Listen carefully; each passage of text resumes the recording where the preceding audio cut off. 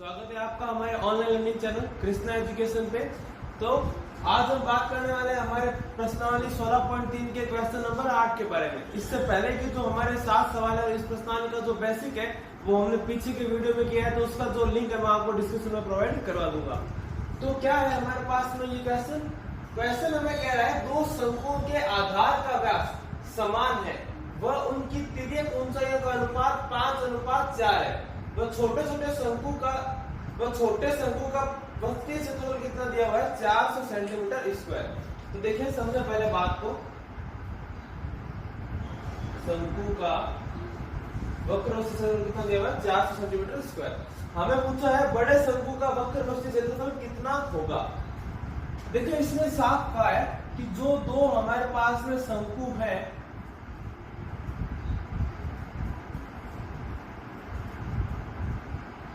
दोनों का व्यास क्या है, बराबर है।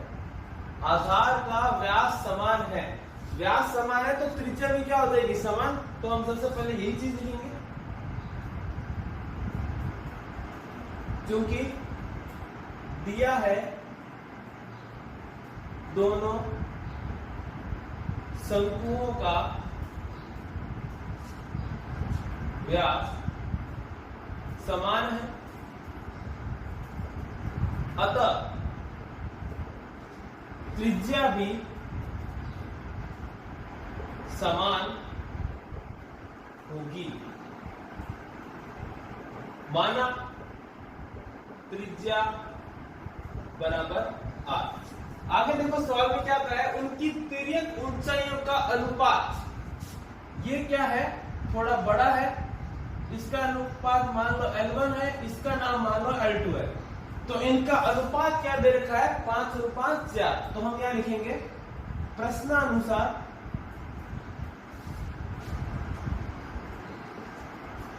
L1 बटा L2 कितना दे रखा है आपको 5/4, ठीक है।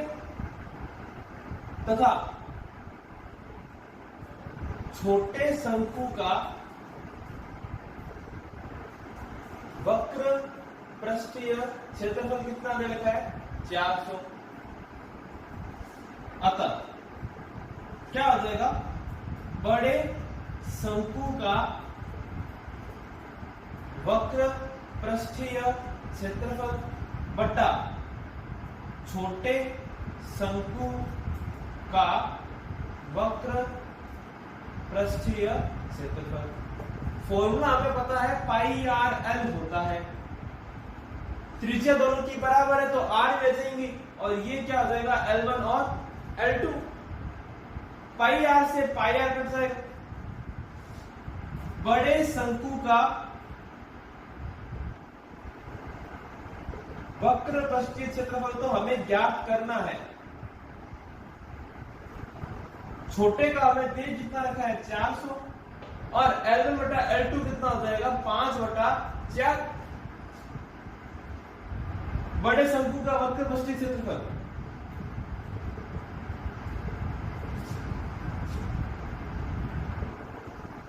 बराबर ये 400 इधर गुणा में आ जाएगा, तो क्या हो गया 5/4 इंटू 400।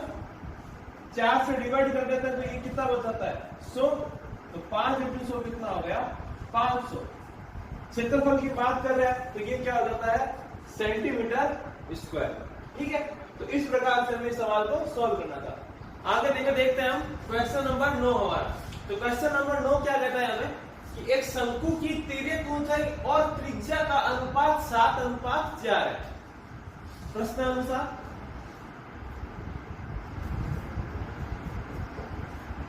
L बटा R कितना दे रखा है आपको 7:4।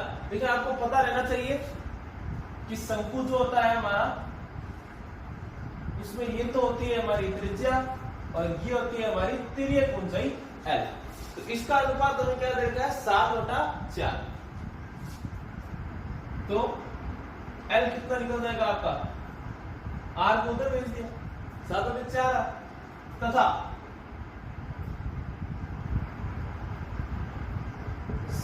शंकु का वक्र पृष्ठीय क्षेत्रफल कितना दे रखा है हमें, वक्र पृष्ठीय क्षेत्रफल 792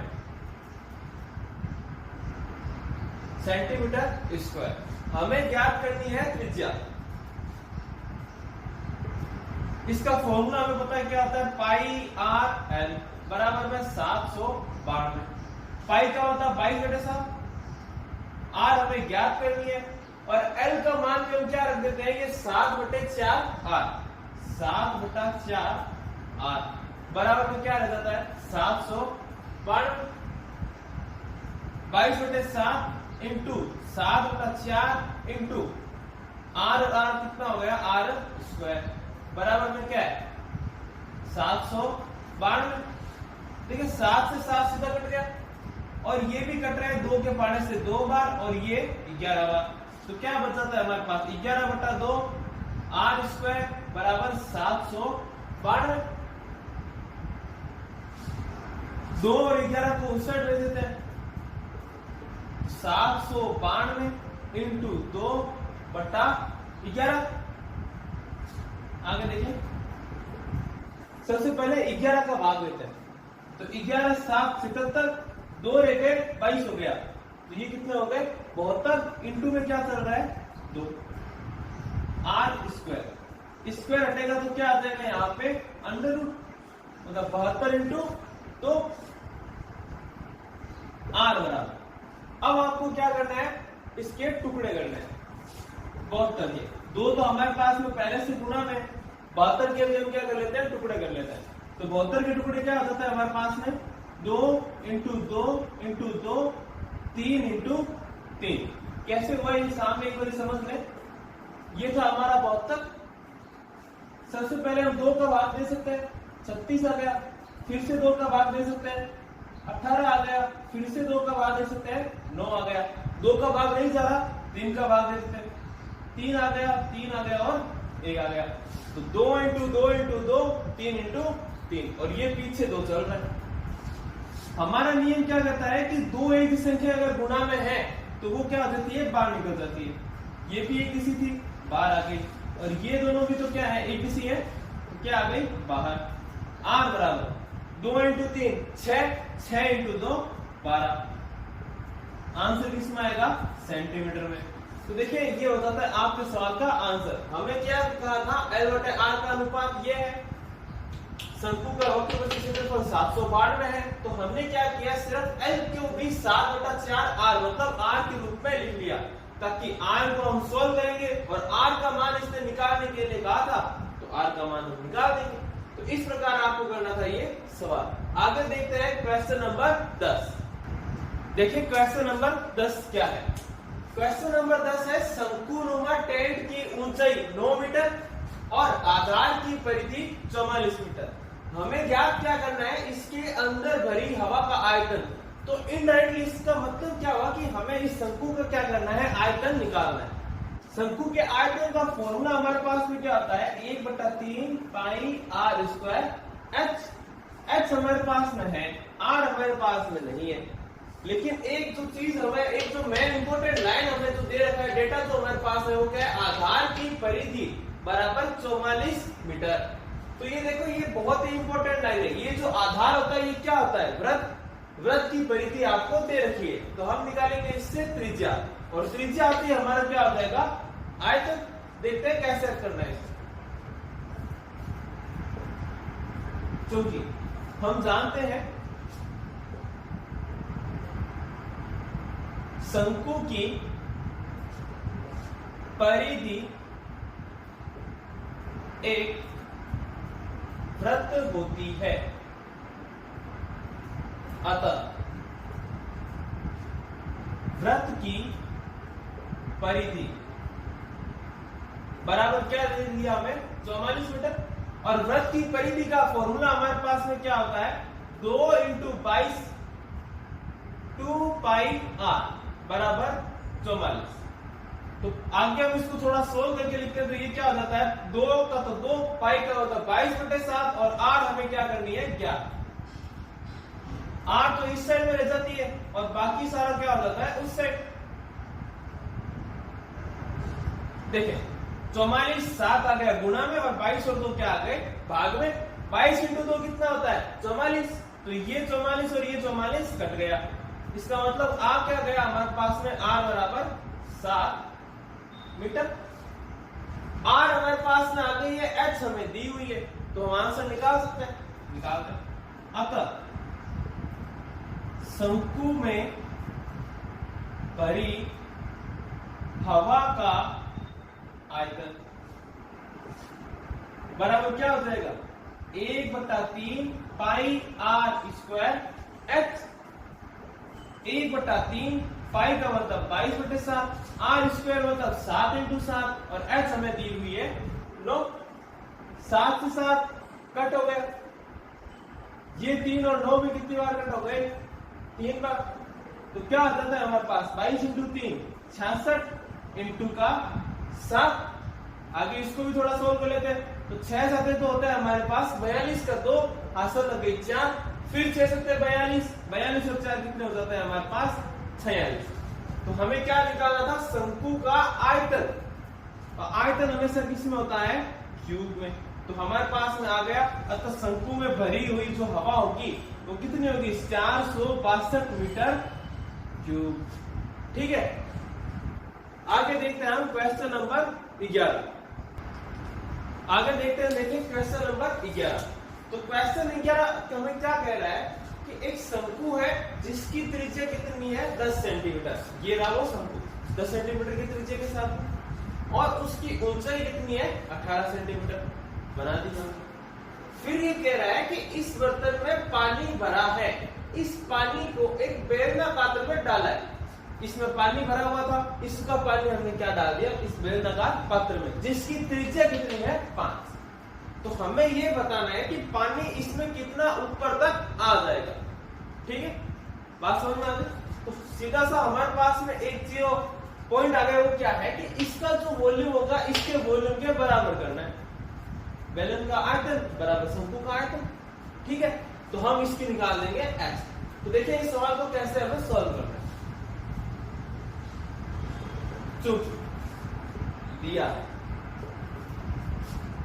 क्या दिया हुआ है, शंकु की त्रिज्या 10 सेंटीमीटर,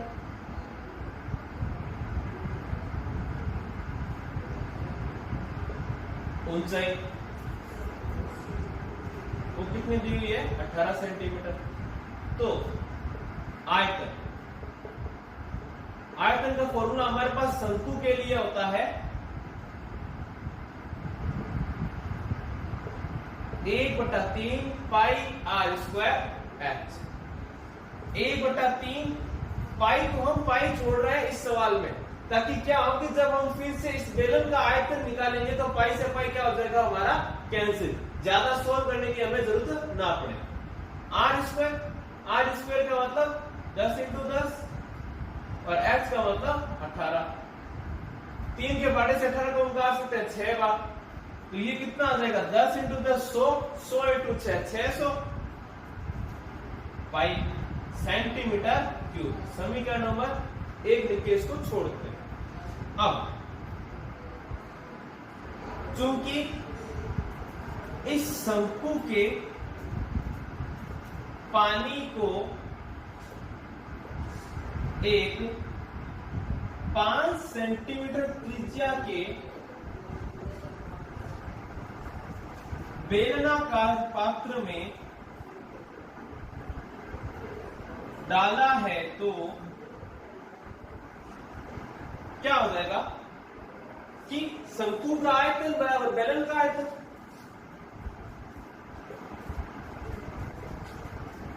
बेलन का आयतन बराबर शंकु का आयतन। इस बेलन के आयतन को भी थोड़ा अच्छे से अगर लिखना चाहिए तो क्या लिख सकते हैं, पानी से भरे। पानी से भरे क्यों, ये बेलन कितना भी लंबा हो सकता है, हमें उससे मतलब नहीं है। हमारे तो मतलब है कि इसमें पानी कितना ऊपर हाइट तक आया। तो पानी से भरे बेलन का आयतन बराबर शंकु का आयतन। आगे देखिए ये कितना होता है, समीकरण 1 से इसका मान तो हमें पता है बेलन के आयतन का। बेलन का आयतन हमारे पास में होता है पाई आर स्क्वायर एक्स, और शंकु का आयतन हमारे पास में आ कितना गया है 600 पाई आर स्क्वायर। इस बेलन के हमारे पास में आर कितनी है, रेडियस कितनी है 5, मतलब 5 इंटू 5, और इंटू में क्या पड़ा है एक्स। एक्स तो हमें ज्ञात करना है और बाकी हम सारा मामला इधर लेके आ जाते हैं। 5 इंटू 5 कितना होता था हमारा 25, ठीक है। तो देखिए पाई से पाई कैंसिल, ये जो 600 है इसका मतलब क्या है 6 इंटू 100 ही है, हमने 25 लिखा हुआ है नीचे, तो 25 चौक हमारा कितना आता है 100, 25 के बारे में 100 4 बार आता है, तो 6 इंटू 4 क्या हो गया 24। हमें निकालनी थी x, हमने निकाल दी x, ये आएगा किसमें सेंटीमीटर में, तो ये क्या हो जाता है हमारा आंसर। देखिए यहाँ पे एक बात समझने लायक है कि ये जो मैंने लिखा 6 इंटू 100 उसके बाद में 25 लिखा, इसका कारण ये है कि अगर आप 600 में 25 का भाग देते हो तो आपको पहाड़े को लंबा आप करना पड़ेगा, भाग को लंबा देना पड़ेगा। जैसे कि क्या हो जाएगा 25 से कम 25, 25 दूनो 50, फिर कितना रह जाता है 10, और ये पीछे का 0 मतलब 100, तो 25 100 कितना होता है 100। तो इसके लिए आपको 25 का पहाड़ा पूरा होना पड़ेगा, वरना हमने क्या कर दिया 6 इंटू 100 लिख के सीधा इसको हमने कैंसिल करवाया और 6 इंटू 4 कितना लेके आ गए 24 सेंटीमीटर। तो दोनों ही अगर आपको जो कंफर्टेबल लगता है आप उससे कीजिए। तो आज के लिए हमारे जो क्वेश्चन नंबर 11 तक है हम यहीं तक करेंगे। वीडियो को अंत तक देखने के लिए आपका शुक्रिया। वीडियो में अगर आपको कोई भी तरह की कोई दिक्कत आती है तो वो हमें कमेंट करके बताएं, हम आपको उसका सॉल्यूशन देंगे। और हमारे चैनल को लाइक सब्सक्राइब करें और हमारे वीडियो को लाइक करें। Thank you.